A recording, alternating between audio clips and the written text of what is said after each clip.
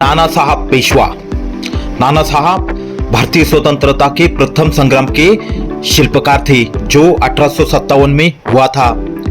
उनका मूल नाम धुंडूपंत था। स्वतंत्रता संग्राम में नाना साहब ने कानपुर में अंग्रेजों के विरुद्ध नेतृत्व किया। नाना साहब धुंडूपंत पेशवा ने 19 मई 1824 को महाराष्ट्र के वेनगांव कर्जत के निवासी माधवराव नारायण भट्ट तथा मेनावती के घर जन्म लिया था। इनके पिता पेशवा बाजीराव द्वितीय के सगोत्र भाई थे। पेशवा ने बालक नानाराव को अपना दत्तक पुत्र स्वीकार किया और उनकी शिक्षा दीक्षा का यथेष्ट प्रबंध किया। उन्हें हाथी घोड़े की सवारी, तलवार और बंदूक चलाने की विधि सिखाई गई और कई भाषाओं का अच्छा ज्ञान भी कराया गया। नाना साहब के 3 पत्नियां थी, सरजाबाई, काशीबाई और कृष्णाबाई। जनवरी 28 सन 1851 को बाजीराव पेशवा का स्वर्गवास हुआ था।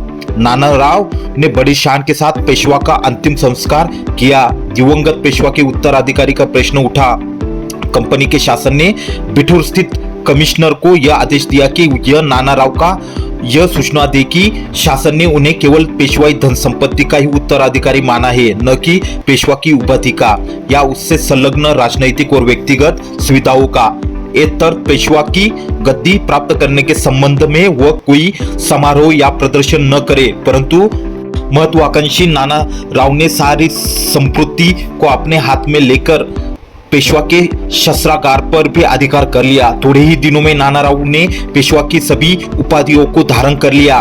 अंग्रेजों के विरुद्ध जाकर तुरंत ही उन्होंने ब्रिटिश सरकार को आवेदन पत्र दिया और पेशवाई पेंशन के चालू कराने की न्यायोचित मांग की। साथ ही उन्होंने अपने वकील के साथ खरीदा आदि भी भेजा जो कानपुर के कलेक्टर ने वापस कर दिया तथा उन्हें सूचित करवाया कि सरकार उनकी पेशवाई उपाधियों को स्वीकार नहीं करती है। नानाराव धुंडूपंत को इससे बड़ा कष्ट हुआ क्योंकि उन्हें अनेक आश्रितों को भरण पोषण करना था।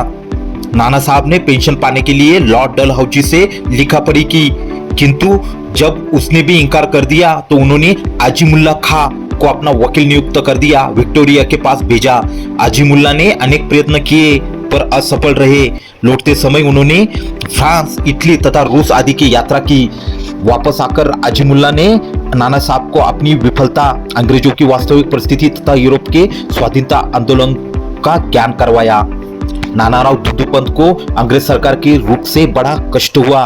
वे चुपचाप बैठने वाले न थे। उन्होंने उसी समय तीर्थ यात्रा प्रारंभ की। नाना साहब का इस उम्र में तीर्थ यात्रा पर निकलना कुछ रहस्यात्मक सा जान पड़ता है। सन 1857 में वह कालपी, दिल्ली तथा लखनऊ गए। कालपी में अपने बिहार के प्रसिद्ध कुंवर सिंह से भेंट की और भावी क्रांति की कल्पना की। जब मेरठ में क्रांति का श्री गणेशा हुआ तो नाना साहब ने बड़ी वीरता और दक्षता से क्रांति की सेनाओं का कभी गुप्त रूप से और कभी प्रकट रूप से नेतृत्व किया। क्रांति प्रारंभ होते ही उनके अनुयायियों ने अंग्रेजी खजाने से 8.5 लाख रुपया और कुछ युद्ध सामग्री प्राप्त की। कानपुर के अंग्रेज एक गढ़ में कैद हो गए और क्रांतिकारियों ने वहां पर भारतीय ध्वजा लहराया। सभी क्रांतिकारी दिल्ली जाने को कानपुर में एकत्र हुए। नाना साहब ने उनका नेतृत्व किया और दिल्ली जाने से उन्हें रोक लिया क्योंकि वहां जाकर वे और खतरा ही मोल लेते थे। कल्याणपुर से ही नाना साहब ने युद्ध की घोषणा की। अपने सैनिकों को उन्होंने कई टुकड़ियों में बांट दिया। अंग्रेजों से बराबर लड़ाई लड़ने के बाद उन्होंने अंग्रेजों को हारने के लिए मजबूर कर दिया और अंत में उन्होंने अंग्रेजों के पास एक पत्र भेजकर उनसे वापस इलाहाबाद जाने का वादा, इलाहाबाद सुरक्षित भेजने का वादा किया, जिसमें अंग्रेज इस बात को जनरल टू व्हीलर ने मान लिया और उन्हें सबको सचिन चौरा घाट पर नाव पर बैठने के लिए उन्होंने कई सारी बोटों का इंतजाम भी किया। जब सब अंग्रेज कानपुर के सती चौरा घाट से नाव पर जा रहे थे तो क्रांतिकारियों ने उन पर गोलियां चलाई और उनमें से बहुत से मारे गए। अंग्रेज इतिहासकार इसके लिए नाना को ही दोषी मानते हैं, परंतु उसके पक्ष में यथेष्ट प्रमाण नहीं मिलता। बाद में इलाहाबाद से बढ़ती हुई सेना ने वापस कानपुर पर अपना कब्जा जमा लिया। सती चौरा घाट पर जो गोलियां चली थी उसके बाद उसने जितने भी औरतें होती थी उनको सबको बीवी घर में कैद कर लिया गया। बाद में इलाहाबाद से अंग्रेजों की सेना चल पड़ी और नाना साहब ने उनकी हार हो गई या फिर किसी और ने 200 महिलाओं को खत्म कर दिया गया और इसका प्रमाण नहीं मिलता। किसी और ने कुछ लोगों का कहना है कि यह बात उन्होंने नहीं कही थी। इसके बाद पता चला कि वहां से भाग निकलने और बिठूर को तहस नहस कर दिया गया और वे नेपाल चले गए। वहां पर के प्रधानमंत्री की सुरक्षा में ही रहे और लोगों को यह मानना है जहां 1902 में उनकी मृत्यु हुई, परंतु कुछ लोग उनका संबंध सीहोर से भी मानते हैं और उनकी मृत्यु हुई 1 जुलाई 1857 को। जब कानपुर से अंग्रेजों ने प्रस्थान किया तो नाना साहब ने पूर्ण स्वतंत्रता की घोषणा की तथा पेशवा की उपाधि भी धारण कर ली। नाना साहब का अदम्य साहस कभी भी कम नहीं हुआ और उन्होंने क्रांतिकारी सेनाओं का बराबर नेतृत्व किया। फतेहपुर तथा अंग आदि के स्थानों में नाना के दल से और अंग्रेजों में भीषण युद्ध हुए। कभी क्रांतिकारी जीते तो कभी अंग्रेज, तथापि अंग्रेज बढ़ते आ रहे थे। इसके अनंतर नाना साहब ने अंग्रेजों सेनाओं को बढ़ते देख नाना साहब ने गंगा नदी पार की और लखनऊ को प्रस्थान किया। नाना साहब एक बार फिर कानपुर लौटे और वहां आकर उन्होंने अंग्रेजी सेना से कानपुर व लखनऊ के बीच के मार्ग को अपने अधिकार में कर लिया।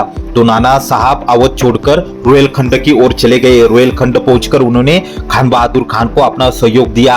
अब तक अंग्रेजों ने यह समझ लिया था कि जब तक नाना साहब पकड़े नहीं जाते विपल वो नहीं दबाया जा सकता। जब बरेली में भी क्रांतिकारियों की हार हुई तब नाना साहब ने महाराणा प्रताप की भांति अनेक कष्ट सहे, परंतु उन्होंने फिरंगियों और उनके मित्रों के सम्मुख आत्मसमर्पण नहीं किया। अंग्रेज सरकार ने नाना साहब को पकड़वाने के निमित्त बड़े बड़े इनाम घोषित किए, किंतु वे निष्फल रहे। सचमुच नाना साहब का त्याग एवं स्वातंत्र्य, उनकी वीरता और सैनिक योग्यता उन्हें भारतीय इतिहास के प्रमुख व्यक्ति के आसन पर बिठा देती है।